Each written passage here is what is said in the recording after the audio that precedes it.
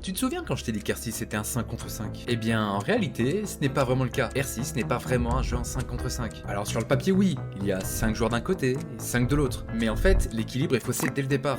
Pourquoi? Parce que le temps, lui, n'est pas neutre. Le temps est un véritable 6ème défenseur et joue contre l'attaque. Les attaquants ont seulement 3 minutes pour trouver les bombes, éliminer les pièges, percer la défense et poser le désamorceur. 3 minutes, crois-moi, ça passe à une vitesse folle. Chaque seconde perdue à droner, à hésiter, à contourner, c'est un pas de plus vers la défaite. De l'autre côté, les défenseurs n'ont, sur le papier, rien de spectaculaire à faire. Ils s'installent, ils tiennent et ils attendent. Ils n'ont pas besoin de courir après le temps, c'est le temps qui travaille pour eux. Et ça change tout. Du coup, les attaquants n'ont pas 5 adversaires à gérer, mais bien 5 joueurs plus l'horloge qui tourne contre eux. Et c'est un des nombreux points qui rendent Rainbow Six unique. Chaque choix est une course contre la montre. Attends trop longtemps, tu perds. Tu te précipites trop, tu meurs. R6 n'est pas juste un jeu de shoot, c'est un jeu où la vraie pression, c'est le tic-tac permanent d'un compte à rebours qui t'écrase à chaque manche.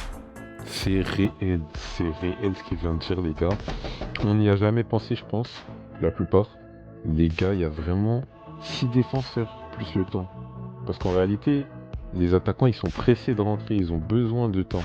Donc en fait le temps il joue aussi contre eux. C'est vraiment un autre aspect que j'avais pas beaucoup vu. Et franchement merci à lui de me le rappeler.